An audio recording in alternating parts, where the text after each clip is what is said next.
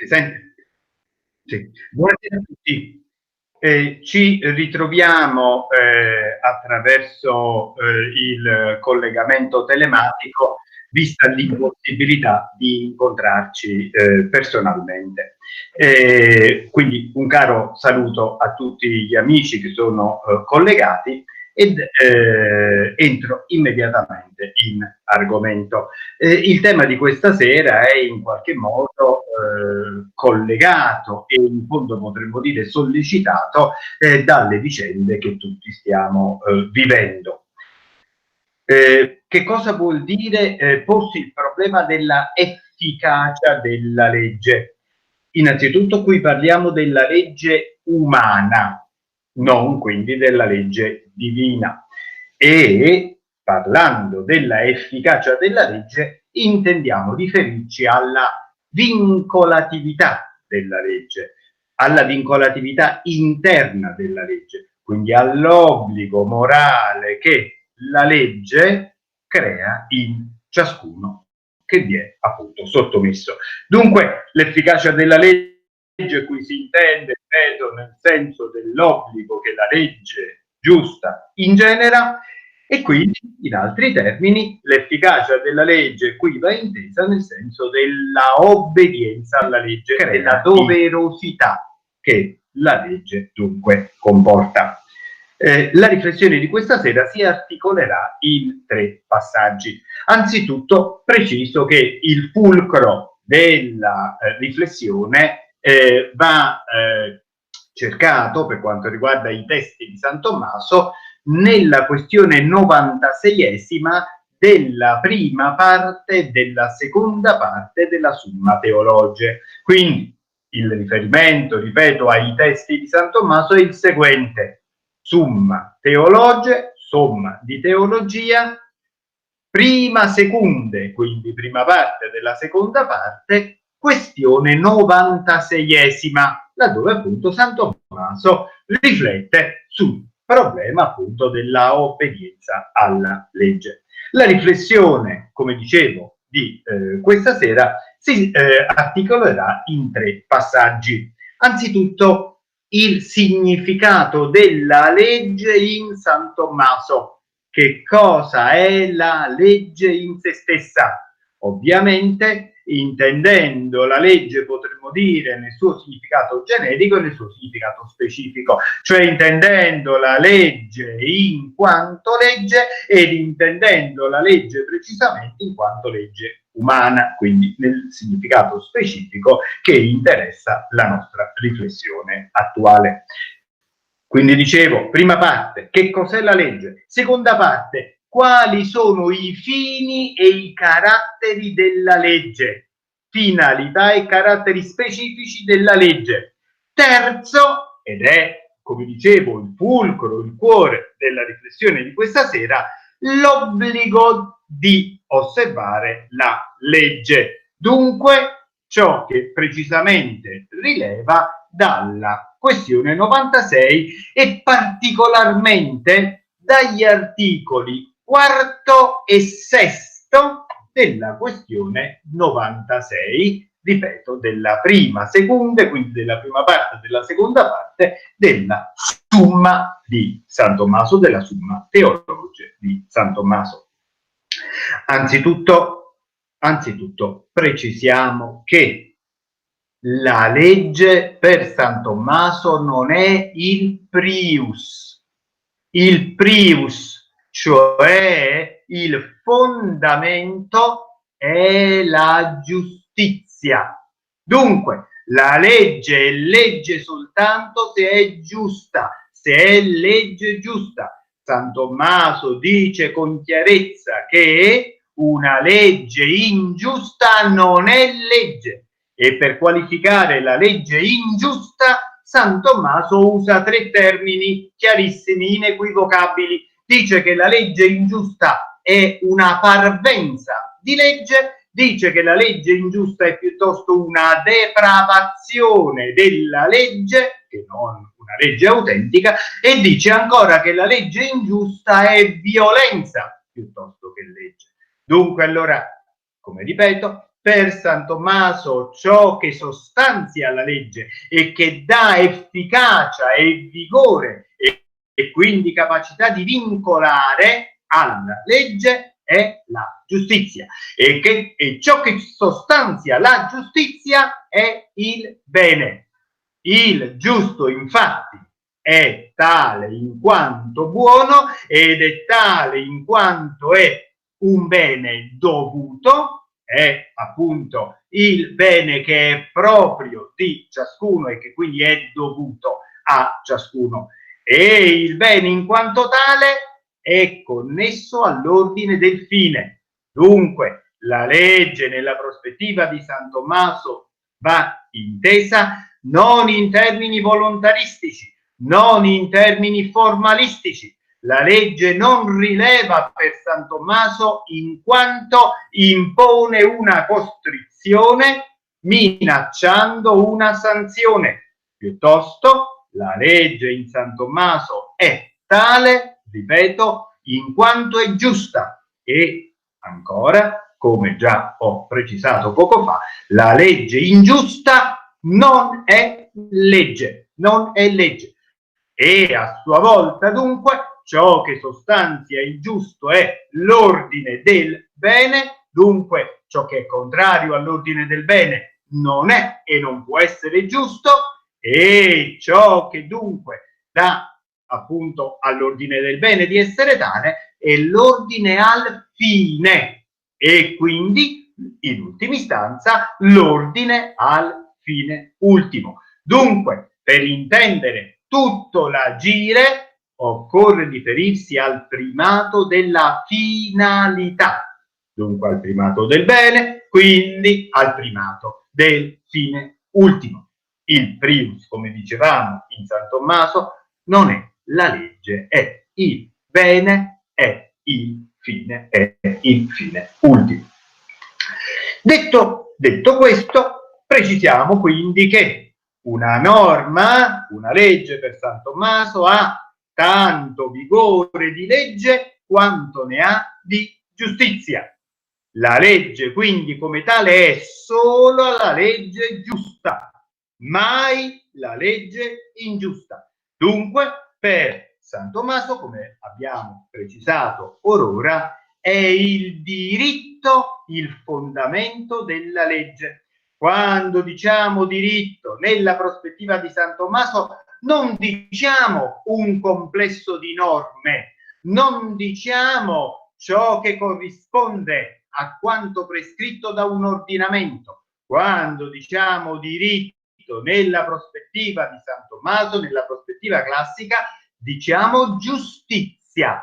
Ciò che è diritto è ciò che è conforme a giustizia. Ciò che non è conforme a giustizia non è diritto. Questo è chiarissimo nella prospettiva appunto di San Tommaso. Che cos'è per sé stessa la legge? Veniamo dunque a ciò che qualifica la legge intimamente. Ripeto, ci riferiamo qui specificamente alla legge umana, ma partiamo dalla nozione, dal concetto di legge in quanto tale. San Tommaso fa notare che la legge in quanto tale è regola o misura dell'agire. Regola o misura dell'agire. Mensura actum, misura degli atti. Dunque, siccome l'agire è retto dall'ordine al fine, anche la legge è retta dall'ordine al fine. Dunque allora riprendo e sottolineo questo punto. La legge come mezzo al fine, non è fine in sé. San Tommaso esclude ogni legalismo, respinge ogni legalismo. La legge è, ripeto, rispetto al fine un mezzo, non è in sé stessa un fine. Ora, siccome nell'agire il principio primo è il fine ultimo, anche la legge è relativa all'ordine, al fine ultimo.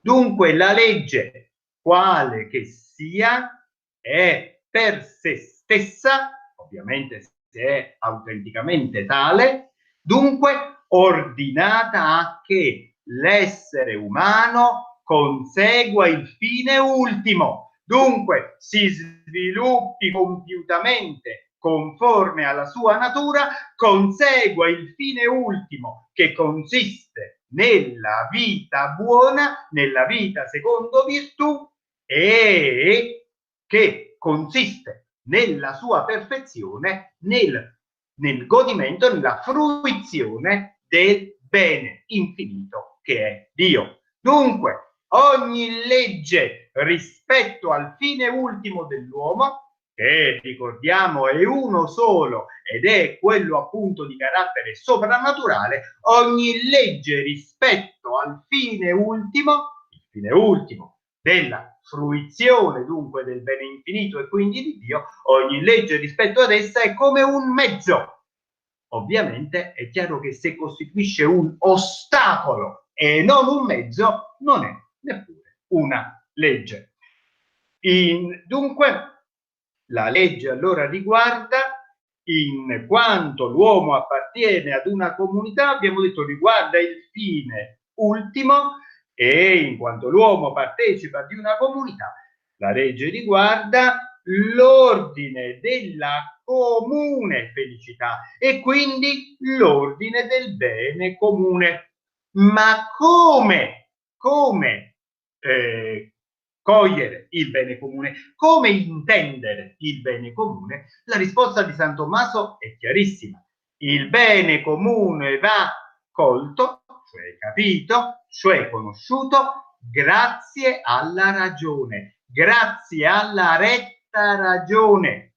E quindi è chiaro che la legge è ordinata di per sé al bene comune, è chiarissimo. Il bene comune va colto, comune, capito, e in quanto il bene comune è riconosciuto grazie alla ragione, la legge è qualcosa che appartiene all'ordine della ragione. Dunque, per San Tommaso, l'essenza della legge è nella sua essenziale razionalità. E qui è opportuno puntualizzare due nozioni, meglio due concetti capitali. Anzitutto il bene comune. Beh, che cosa si intende per bene comune? Il bene comune è il bene in quanto è comune. Il bene comune è il bene che è comune a tutti gli uomini, in quanto appunto corrisponde al bene di ciascuno, ed è il bene che è della comunità, in quanto appunto tra il bene di ciascuno e il bene della comunità non solo non vi è alcuna contraddizione, ma vi è profonda, piena sintonia dal punto di vista ovviamente del dover essere. E il bene di ciascuno non è autentico se non è conforme all'ordine che ciascuno occupa nell'ambito della comunità alla quale appartiene, della quale fa parte. Si pensi per esempio alla partecipazione di ciascuno al bene comune della famiglia, il bene di ciascuno come padre, come figlio, come madre e così via, non è mai diverso o opposto rispetto al bene di ciascuno come singolo, come potremmo dire individuo. Dunque, il bene comune è il bene che è comune a tutti, ma altresì il bene comune è il bene della comunità, rispetto alla quale ciascuno, appunto, essendone parte, è ordinato. E il bene della comunità, come San Tommaso chiaramente precisa nel De Regimine Principum, il bene della comunità non è altro se non ciò che corrisponde al fine ultimo dell'essere umano.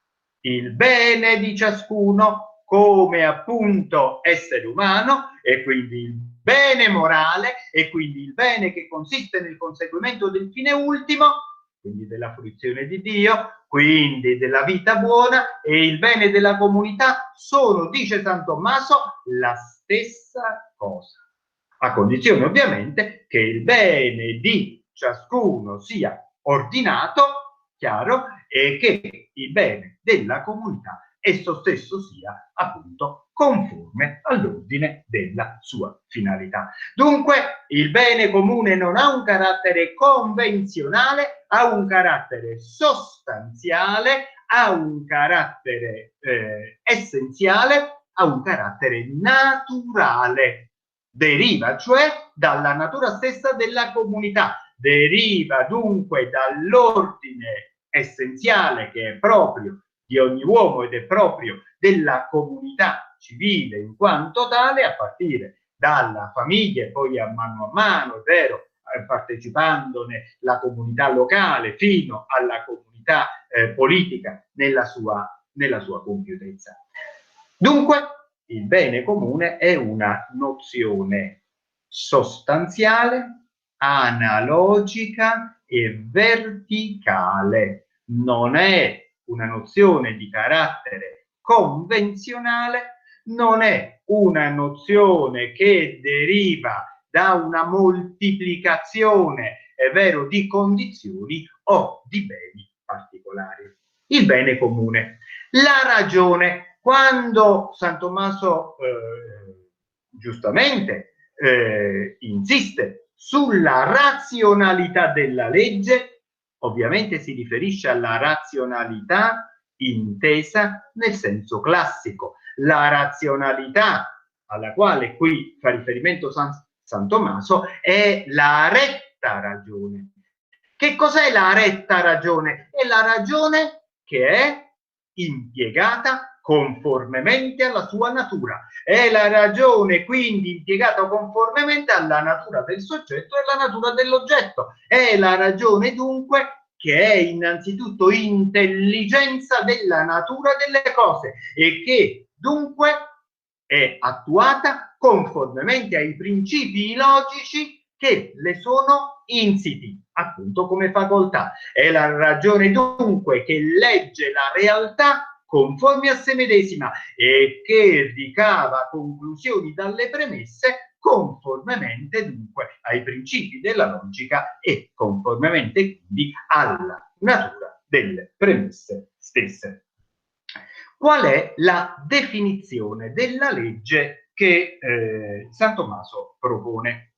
La definizione della legge, come è noto, si trova, potremmo dire, icasticamente, emblematicamente espressa nell'articolo 4 della questione 90ª della prima secunde. Quindi, articolo 4, questione 90ª, prima parte della seconda parte della Summa Theologiae.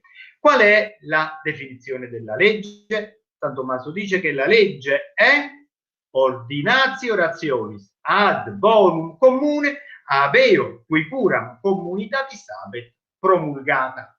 Quindi che cos'è la legge in se stessa? La legge in se stessa è ordine razionale, ordinatio rationis. Ecco l'essenza della legge. Quindi è chiaro che una legge irrazionale non è legge. Ed è chiaro ancora che una legge che esprima il disordine, non l'ordine, è una legge che non è tale, è apparentemente tale. Quindi che cos'è la legge? Ripeto, ordinatio rationis, ordine razionale, dove appunto, ripeto, la razionalità non ha un significato operativo, non ha un significato, potremmo dire, convenzionale, non ha un significato, potremmo dire, puramente operativo o puramente, potremmo dire, formale, ma dove appunto la razionalità intimamente qualifica l'intelligenza della natura delle cause meglio, dall'intelligenza della natura delle cose è qualificata. Dunque, che cos'è la legge? Abbiamo detto ordinatio rationis, ordine razionale, la quale è ad bonum comune. Dunque, ordinatio rationis indica l'essenza della legge, ad bonum comune indica la finalità. Dunque potremmo dire la causa formale, cioè essenziale della legge, è quella di essere ordine razionale. Ad bonum comune è precisamente l'ordine della finalità.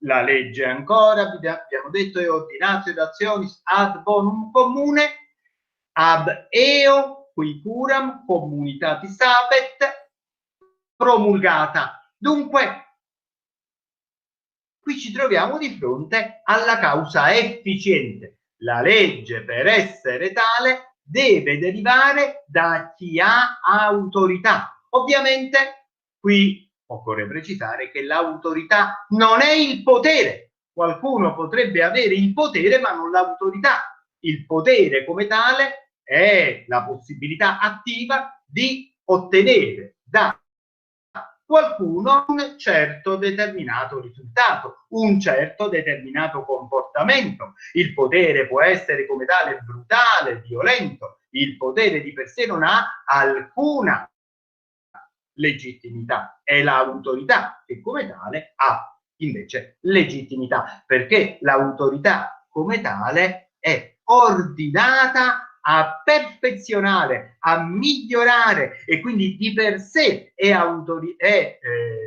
qualificata e ordinata al bene di colui nei confronti del quale essa autorità viene appunto esercitata. Dunque, causa efficiente della legge è l'autorità, che ripeto, per essere tale non deve essere puro e semplice potere, ma deve essere appunto autenticamente legittimata in quanto appunto autorità. L'esempio classico che si può fare è l'autorità dei genitori sui figli, per esempio minorenni, i quali dunque hanno bisogno di essere guidati a ciò che è il loro bene, anche se eventualmente non lo riconoscono essere tale. Infine, la legge deve essere promulgata. Questo è evidente. Questo potremmo dire appartiene all'ordine della causa materiale, nel senso che la legge, per essere tale, deve essere riconosciuta da chi deve obbedire ad essa esplicitamente, chiaramente. Se la legge non risulta chiaramente promulgata, non obbliga ovviamente chi eventualmente vi sarebbe obbligato se la legge fosse, ripeto, esplicitamente per lui promulgata. Aggiungiamo al riguardo soltanto che la legge è intesa da San Tommaso quindi in un senso analogo.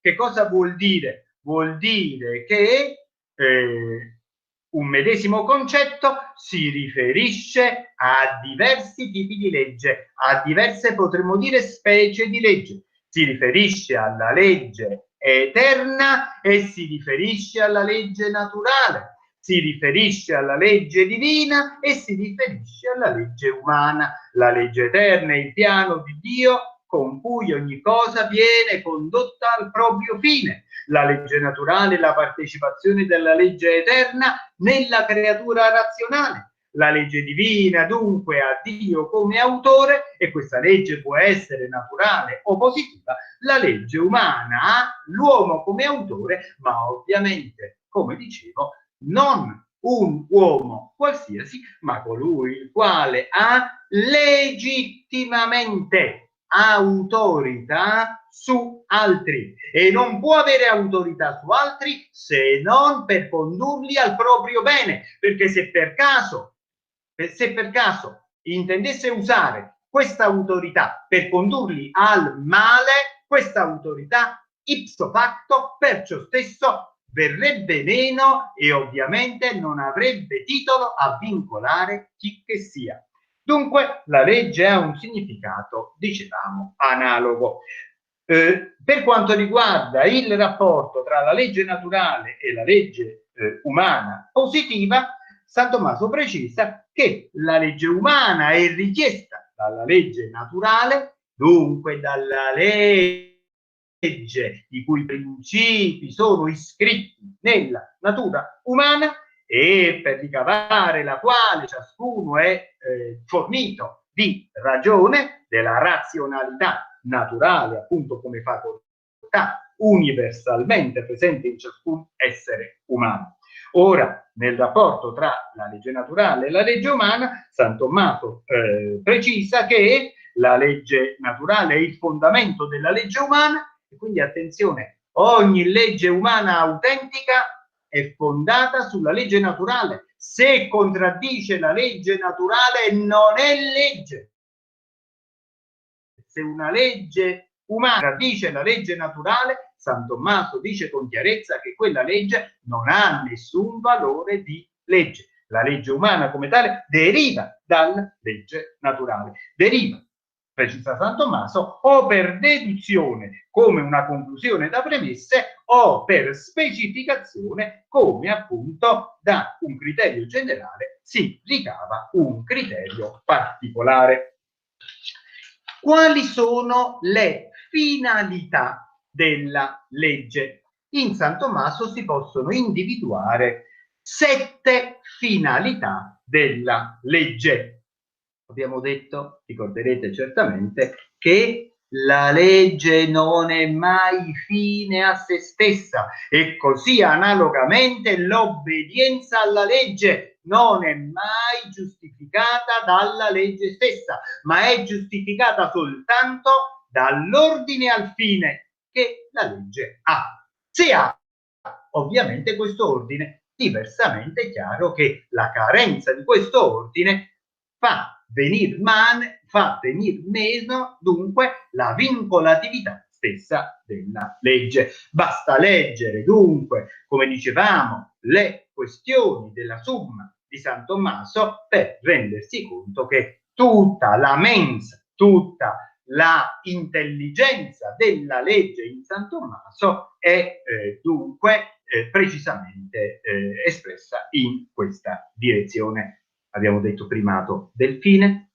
primato del bene, primato della giustizia e quindi carattere derivato e potremmo dire in questo senso funzionale all'ordine del giusto e quindi all'ordine del bene della legge, senza cui la legge stessa non è legge e quindi non vincola appunto nessuno, non ha capacità di vincolare intimamente, si intende, ecco, in coscienza ciascuno. Torniamo alle finalità della legge. Nei testi di San Tommaso, dicevo prima, troviamo indicate fondamentalmente 7 finalità della legge. Anzitutto, che cosa deve fare la legge? Malum prohibere et bonum precipere. La legge quindi deve proibire il male e prescrivere il bene. È evidente che se la legge fa il contrario, comandare il male e impedire il bene, la legge propriamente non è legge, viene meno precisamente alla sua finalità essenziale. Quindi ripeto, anzitutto che cosa deve fare la legge? Secondo San Tommaso, ripeto, deve proibire il male e comandare il bene. Se comandasse il male, verrebbe meno, ripeto, alla sua finalità e non meriterebbe neppure di essere chiamata legge. Seconda finalità, ovviamente strettamente connessa alla prima, tutte queste finalità che stiamo considerando sono strettamente congiunte l'una all'altra. Rectitudine constituere et conservare. Che cosa deve fare la legge? Deve istituire e conservare la rettitudine dell'agire, quindi la rettitudine dell'agire conforme all'ordine del bene. Anche qui è chiaro che se per caso la legge facesse il contrario, verrebbe meno alla sua natura. Quindi sembrerebbe legge, ma non avrebbe affatto carattere sostanziale di legge. Quindi, ripeto, seconda finalità, la legge deve istituire un ordine retto e conservarlo. Terza finalità, justitiam instaurare. Che cosa deve fare la legge? Deve instaurare un ordine di giustizia. Instaurare un ordine di giustizia. Fare in modo quindi che la giustizia sia appunto rispettata. Quindi è chiaro anche che una legge contraria alla giustizia non vincola nessuno, che una legge contraria alla giustizia non è neppure legge. Quarta finalità, pacem servare et stare inter cives.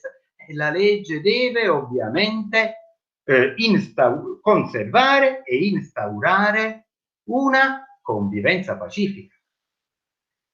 Quindi un ordine che appunto conserva appunto, come dicevo, la pace tra coloro i quali appartengono ad una certa determinata comunità. Anche qui è chiaro che se una legge invece fomenta l'odio, se una legge invece oppone gli uni agli altri, fomenta dunque il conflitto, effettivamente viene meno a ciò che la specifica quanto alla finalità.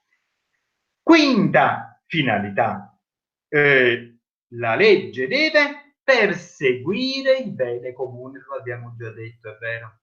La legge dipende dall'ordine del bene comune. Se contraddice l'ordine del bene comune, appunto, non è legge.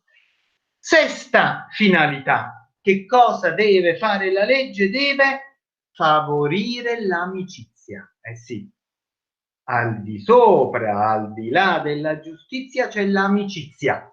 È chiaro che l'amicizia presuppone la giustizia, ma va al di là della giustizia perché appunto l'amico vuole positivamente il bene dell'amico e coopera appunto attivamente al bene dell'amico. Dunque una legge autentica deve favorire l'amicizia e quindi anche qui è chiaro che se una legge favorisce l'inimicizia, l'invidia, il conflitto effettivamente neppure è tale.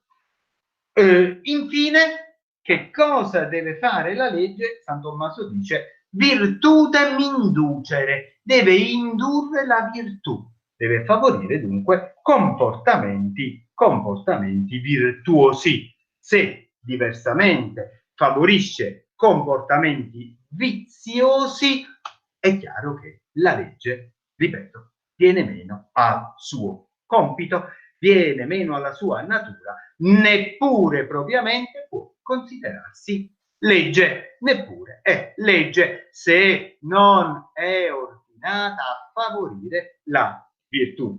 Dunque, come è chiaro, per San Tommaso la legge non è qualcosa di neutrale. La legge non è neutrale rispetto all'ordine del bene, la legge non è neutrale rispetto all'ordine etico, la legge non è mai avalutativa, come invece sostengono le teorie moderne, le teorie formalistiche della legge. La legge non è un puro comando per San Tommaso, no, la legge è un ordine razionale che quindi è in se stesso qualificato, ripeto, dalla razionalità, cioè dall'intelligenza della realtà, ed è intimamente qualificato, come dicevamo, dall'ordine al fine. Dunque la legge, per essere tale, è sempre moralmente, giuridicamente e politicamente qualificata. Moralmente vuol dire che è ordinata al bene autentico. Giuridicamente vuol dire che è qualificata nel senso della giustizia,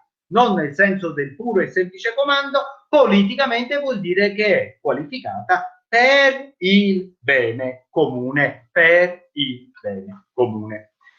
La legge deve essere, abbiamo detto, per essere tale, giusta.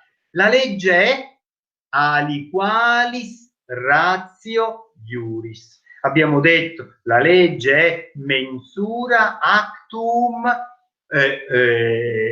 misura degli atti umani.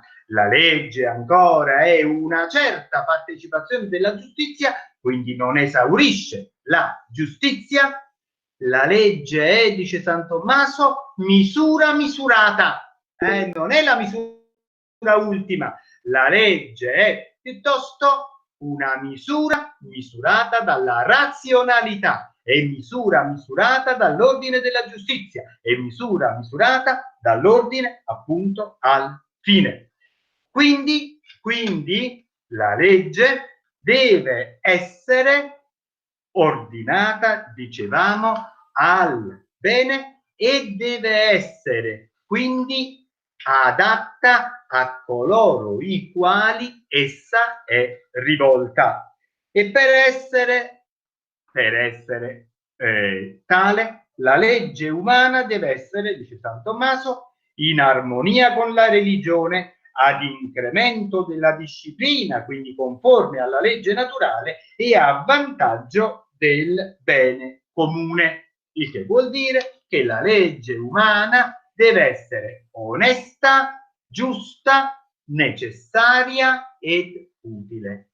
Onesta, giusta, necessaria e utile. Anche a questo riguardo si può osservare che se la legge invece non è né onesta, né giusta, né necessaria, né utile, neppure è legge. Può essere un comando imposto da un potere, eventualmente sotto la minaccia di una sanzione, ma dal punto di vista interiore, una legge che pretende di farsi obbedire semplicemente perché minaccia una sanzione, San Tommaso direbbe, non è legge e non merita affatto di essere ritenuta vincolante da nessuno.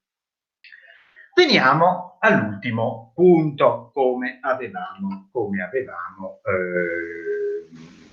dichiarato in esordio. Abbiamo considerato quindi fino ad ora, sia pure in termini ovviamente essenziali, la natura della legge.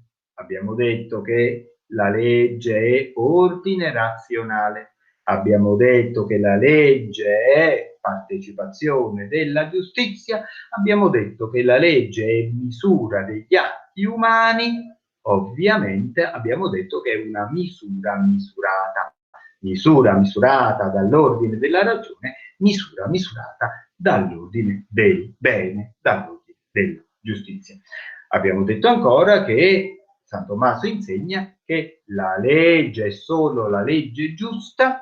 Dunque in San Tommaso non abbiamo il primato della legge, abbiamo il primato della giustizia. Che cosa giudica la legge? La giustizia. Come conoscere la giustizia? Grazie all'esercizio della ragione. L'esercizio della ragione è proprio di ciascuno, ciascun essere umano in quanto tale è dotato di ragione e quindi ciascun essere umano in quanto tale è capace appunto, esercitando rettamente la sua ragione, di riconoscere la giustizia. Ovviamente potrebbe sbagliarsi in qualche caso, ma ordinariamente, almeno nel caso dei principi, è in grado di riconoscere appunto l'ordine della giustizia. Dunque abbiamo detto, la legge in se stessa è ordine razionale per il bene comune, promulgata da colui il quale ha cura della comunità. Che cosa vuol dire avere cura della comunità? Vuol dire preoccuparsi del bene della comunità. Qui il termine cura, che San Tommaso usa nel suo latino limpidissimo, va inteso proprio nel senso latino. La cura è la preoccupazione del bene, la preoccupazione del bene appunto di qualcuno. Quindi l'autorità è appunto ordinata alla cura del bene della comunità, non è un puro e semplice potere. Se fosse un potere contrario al bene della comunità, di per sé sarebbe un potere illegittimo che non potrebbe richiedere nessuna obbedienza, salvo che ovviamente non intenda, potremmo dire, estorcerla con la forza, con l'uso della forza, ma sarebbe un uso della forza privo appunto di legittimità morale, privo di legittimità giuridica e potremmo dire anche, nel senso classico, privo di legittimità politica.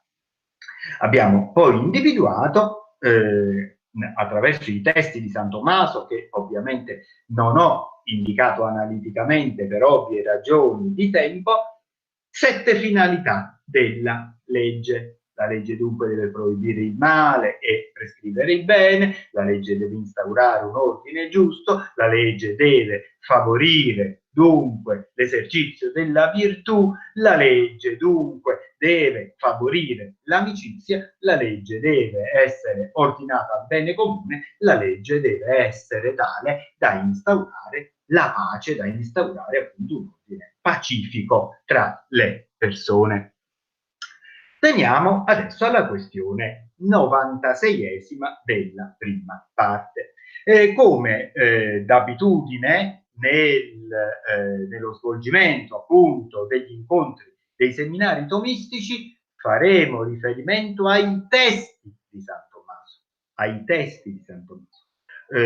Ciascuno avrà ovviamente potuto ricavare da quanto è stato fino ad ora esposto che ciò che è stato oggetto di considerazione e ciò che è stato proposto deriva precisamente dai testi di San Tommaso, non deriva da una qualche interpretazione, ma deriva, potremmo dire chiaramente, esplicitamente appunto dai testi di San Tommaso. Abbiamo particolarmente fatto riferimento alla nozione di legge e a tutta una serie di altre tematiche strettamente a questa connesse.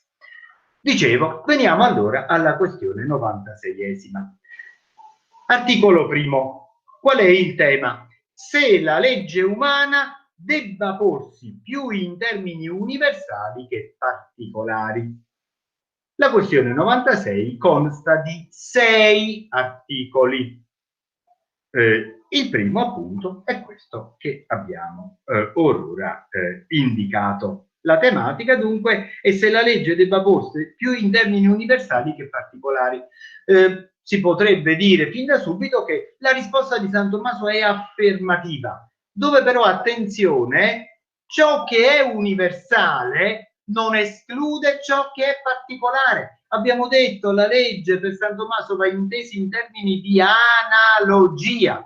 Dunque allora la legge ha un carattere universale, potremmo dire per lo più, ma può tradursi anche ovviamente in precetti particolari, cioè in precetti che riguardano eventualmente un certo determinato soggetto. Come argomenta San Tommaso? Dice: tutto ciò che esiste come mezzo ordinato a un fine deve essere proporzionato al fine. Ora, la legge ha come fine il bene comune. Quindi, come dicevamo, la legge rispetto al bene comune è un mezzo. Dunque, dicevo, e mi si consenta di sottolineare ancora una volta, è il bene comune che giudica la legge, non la legge che giudica il bene comune. È il bene comune il criterio della legge, non la legge il criterio del bene comune. Ed è chiaro allora che il bene comune razionalmente riconosciuto è il criterio che consente, ripeto, di giudicare la legge. Perciò prosegue dunque San Tommaso: le leggi devono essere proporzionate al bene comune. Il bene comune, però, egli precisa, implica una certa molteplicità, quindi la legge deve riferirsi ad una pluralità di persone.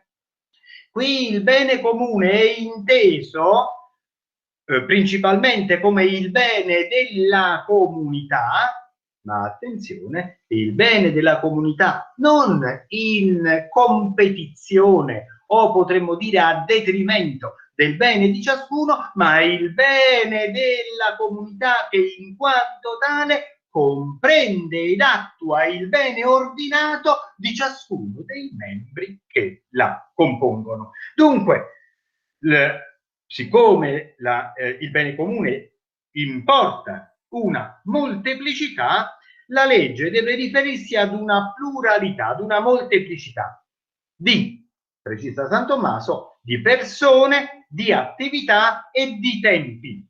Infatti, precisa ancora, la comunità civile consta di molte persone, il suo bene viene procurato da molti atti ed è fatta perdurare nel tempo, senza limiti, attraverso una successione, la successione delle generazioni. Dunque, allora è chiaro, la legge non riguarda un atto solo, la legge in quanto tale potremmo dire è un certo precetto universale.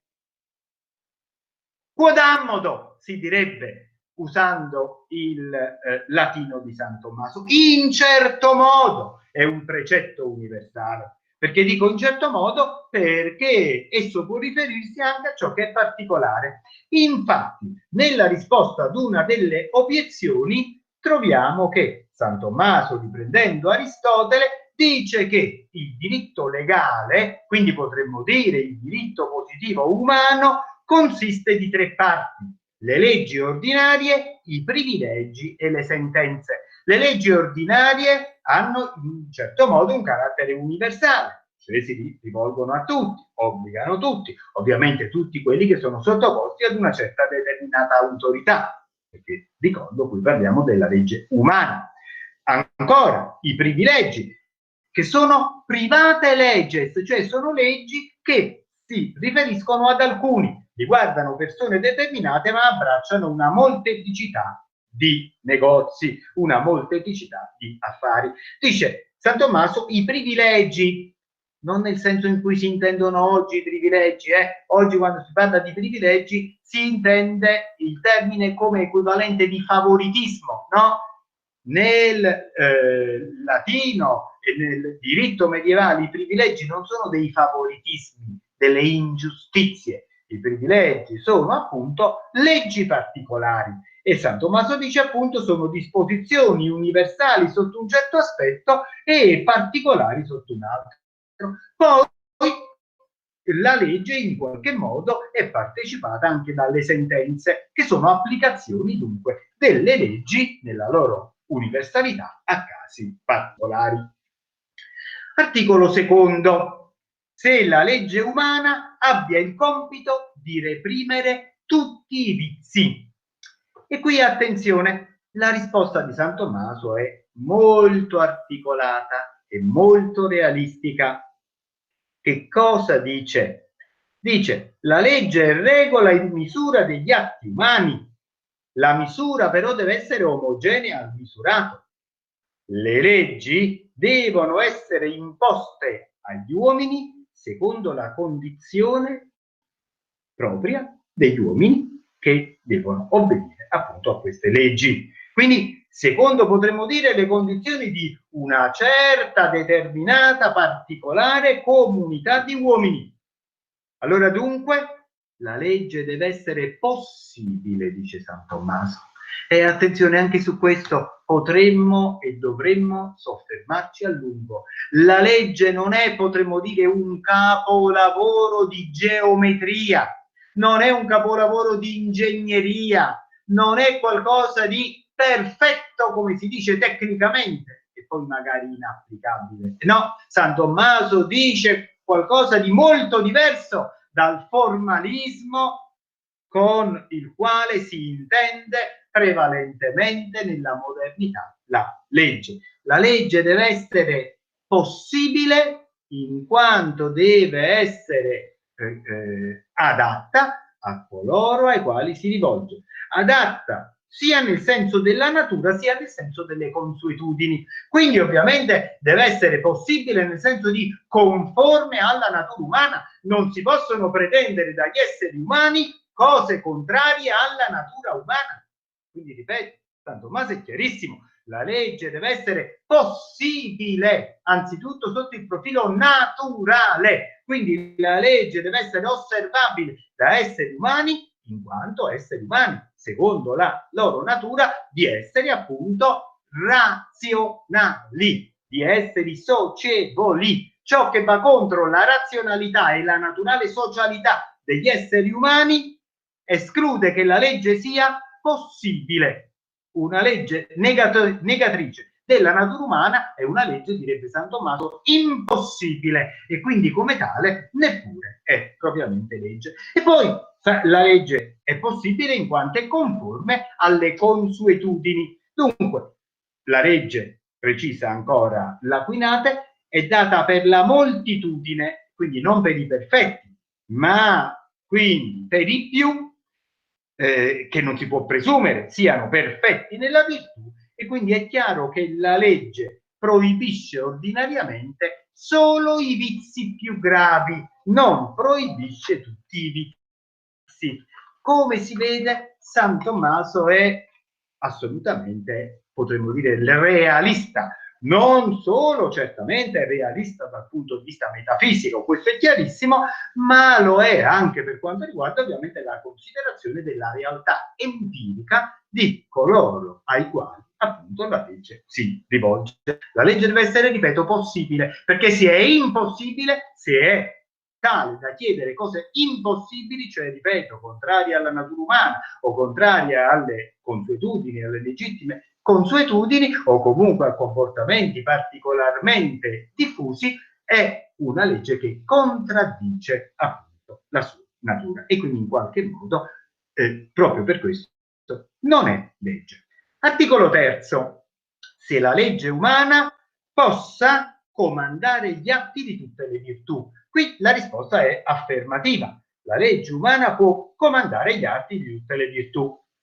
San Tommaso ragiona così chiarissimamente: siccome la legge è ordinata al bene comune e non esiste una virtù che non possa, una virtù di cui non possa ordinare gli atti, in quanto appunto tutti gli atti delle virtù possono essere ordinati al bene particolare e al bene comune. Dunque, siccome la legge, ripeto, è ordinata al bene comune, la legge può comandare gli atti che si riferiscono a tutte le virtù, in quanto tutte le virtù hanno nel loro oggetto ciò che può essere ordinato al bene particolare e ciò che può essere ordinato al bene comune. Dunque, la legge umana, quindi, in se stessa comanda gli atti delle virtù ordinabili al bene comune, o ordinabili direttamente o ordinabili indirettamente, e non c'è virtù i cui atti non sono ordinabili direttamente o indirettamente al bene comune. Ecco, San Tommaso fa l'esempio della fortezza, cioè la forza interiore, la forza d'animo. Ebbene, e dice, la fortezza può essere esercitata da ciascuno per il proprio bene particolare, la fortezza può essere esercitata da uno per il bene della comunità, eventualmente per difendere la comunità in pericolo per qualche ragione, per qualche pericolo interno o esterno, per qualche minaccia interna o esterna. Articolo quarto, e come dicevo in esordio, in fondo questo articolo è quello veramente centrale all'interno di tutta la questione, e potremmo dire in fondo centrale, o si potrebbe dire costituisce il momento culminante della riflessione che stiamo svolgendo. Articolo quarto: se la legge umana obblighi in coscienza. Qual è la risposta di San Tommaso? Potremmo anticiparla in termini semplicissimi così: la legge umana obbliga interiormente, non esteriormente. La legge umana quindi non obbliga perché minaccia una sanzione, come invece sostengono generalmente i teorici della modernità, ma la legge umana obbliga perché si rivolge all'intelligenza, perché si rivolge alla coscienza, cioè perché si rivolge, potremmo dire, alla libertà, per cui obbedire alla legge giusta, precisiamo subito, è un atto di libertà, è un atto di responsabilità, è un atto dunque conforme al bene morale, è un atto doveroso moralmente. Ma attenzione, veniamo subito al punto nodale. Quali leggi obbligano in coscienza? Si potrebbe rispondere subito così: le leggi autentiche. Quali sono le leggi autentiche? Le leggi giuste. La legge ingiusta non obbliga nessuno, la legge ingiusta non può obbligare nessuno, la legge ingiusta lascia chiunque libero, ovviamente libero qui in coscienza, libero in coscienza. Di più, la legge ingiusta potrebbe essere tale se è, come dice San Tommaso, contraria al bene divino, quindi contraria alla legge morale, quindi contraria all'ordine al fine ultimo, potrebbe imporre la legge ingiusta, come impone nel caso della legge contraria al bene divino, il dovere della disobbedienza. Ripeto, il dovere della disobbedienza.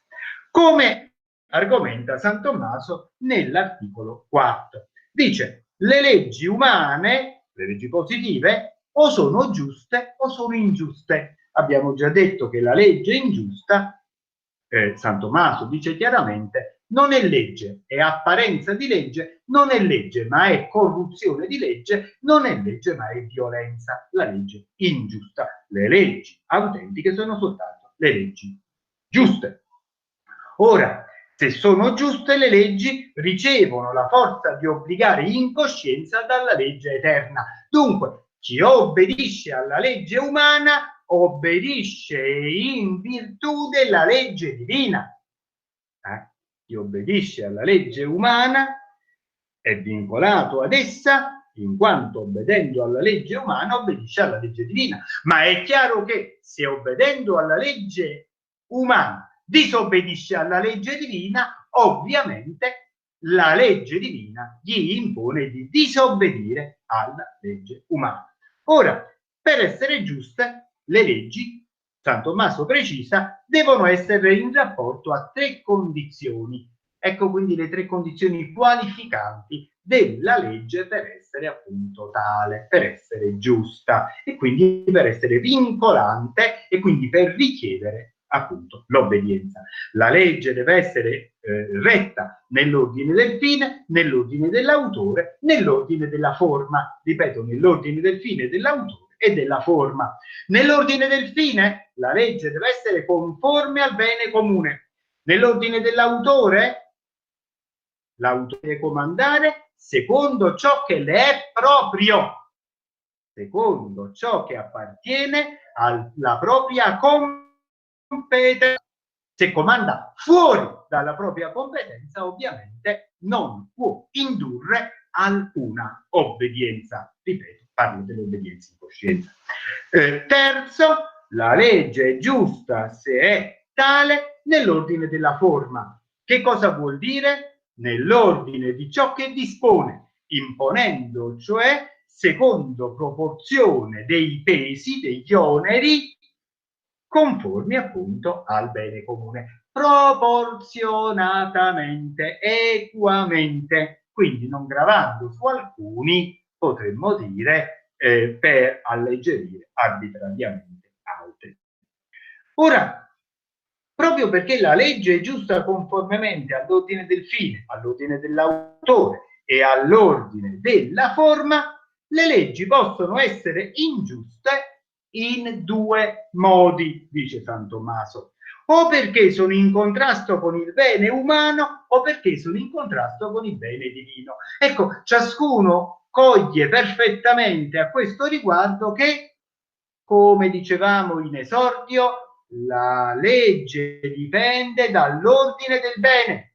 Una legge in contrasto con l'ordine del bene non è legge e non merita alcuna obbedienza. Dunque allora è chiaro che la legge è giusta se conforme all'ordine del bene, viceversa è ingiusta se contrasta con l'ordine del bene. Come può contrastare con l'ordine del bene? San Tommaso precisa, ripeto, stiamo sempre analizzando l'articolo 4 della questione 96esima della prima parte della seconda parte della Summa Theologiae, della somma di teologia di San Tommaso. Dice: le leggi possono essere ingiuste in 2 modi, o perché sono contrarie al bene umano o perché sono contrarie al bene divino. divino. Quindi ripeto, le leggi possono essere ingiuste o perché contrarie al bene umano o perché contrarie al bene divino. Quando è che sono contrarie al bene umano? Per il fine, perché contrastano con il bene comune, quindi sono lesive del bene della comunità. Per l'autore, perché eventualmente l'autore comanda al di là del proprio ambito. Certo, certo, comanda oltre ciò in cui può comandare. Se pretende, per esempio, un'autorità umana di avere, potremmo dire, un potere onnilaterale, un potere senza limiti.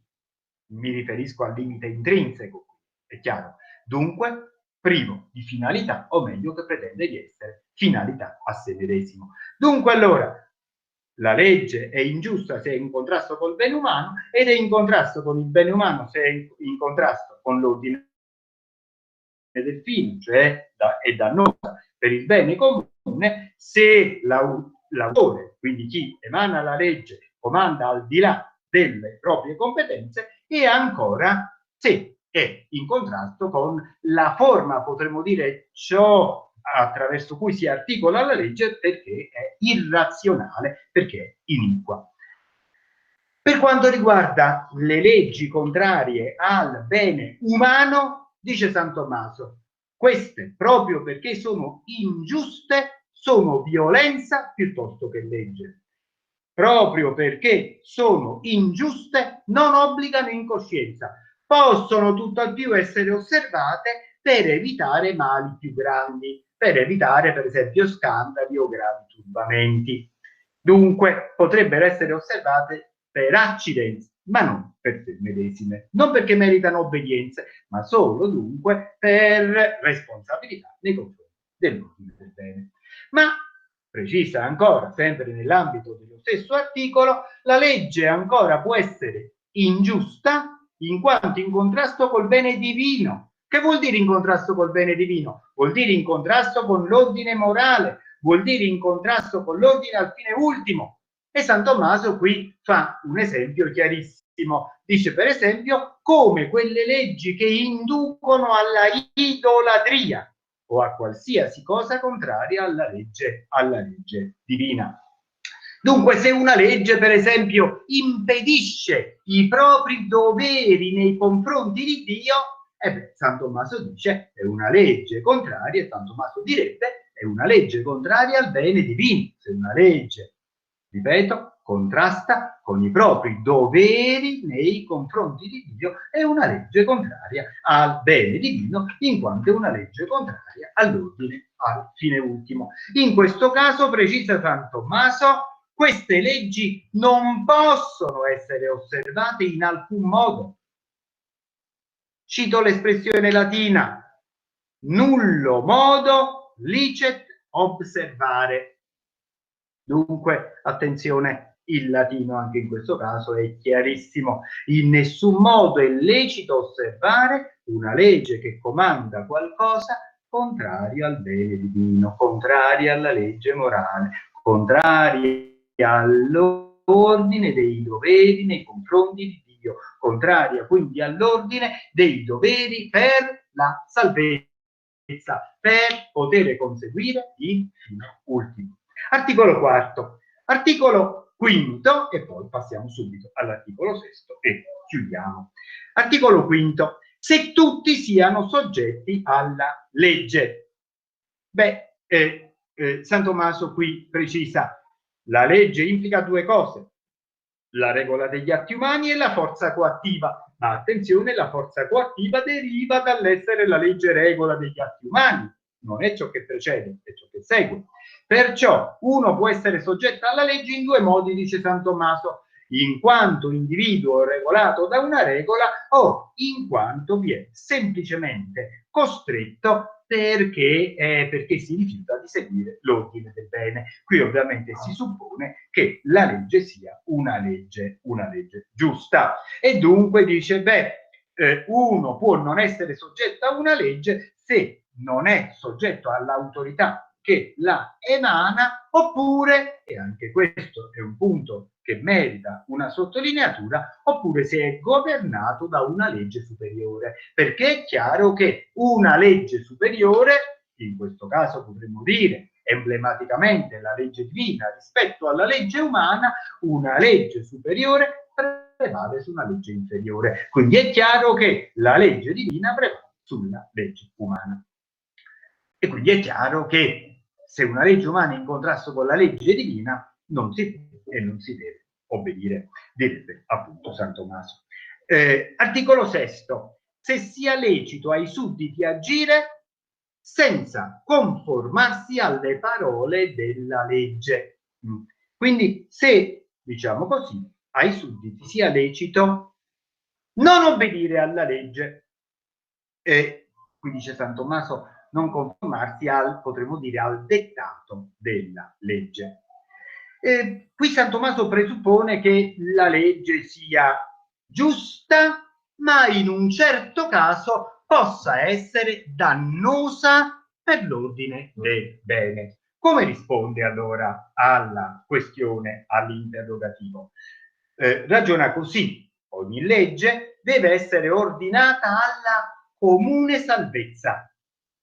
Prima dicevamo al bene comune, e mi permetto di osservare che questa è un'espressione ancora più forte, alla salvezza comune, che è la salvezza della comunità, ma che è anche la salvezza dunque di ciascuno. E la salvezza, la salus nel senso latino del termine, è anzitutto la salvezza eterna, anzitutto il conseguimento del fine ultimo. Dunque, proprio dall'ordine alla salvezza ottiene natura e vigore di legge. Sono espressioni che ricavo proprio, ripeto, dal testo di San Tommaso. Quindi la legge ricava la sua natura e la sua forza di vincolare dall'ordine alla salvezza. È chiaro che se è contrario all'ordine della salvezza non ha alcuna forza di vincolare, ripeto, in coscienza. Nessuno si deve sentire obbligato rispetto ad esse. In quanto si allontanano quindi dall'ordine della salvezza, non hanno più forza di obbligare, precisa San Tommaso. Dunque, se c'è quindi un caso in cui la legge è dannosa per il bene comune, allora non va osservata, non deve essere osservata. E precisa, ciò può capitare nel caso in cui ciò che è ordinariamente utile in un certo caso invece può essere nocivo. Ora, anche a questo riguardo è interessante la precisazione. Se il pericolo di lesione del bene comune è immediato, quindi per ciascuno è tale da richiedere un giudizio, perché ciascuno in un certo momento non può restare, come dire, neutrale, deve o obbedire o non obbedire. Allora dice San Tommaso, se il pericolo di lesione del bene comune e quindi dell'ordine della salvezza è immediato, e questo appunto deriva dall'osservanza della legge, spetta a ciascuno giudicare la necessità, spetta a ciascuno giudicare, spetta a ciascuno valutare. Non deve aspettare un'autorità che gli dica se egli in quel momento non può scegliere, potremmo dire, una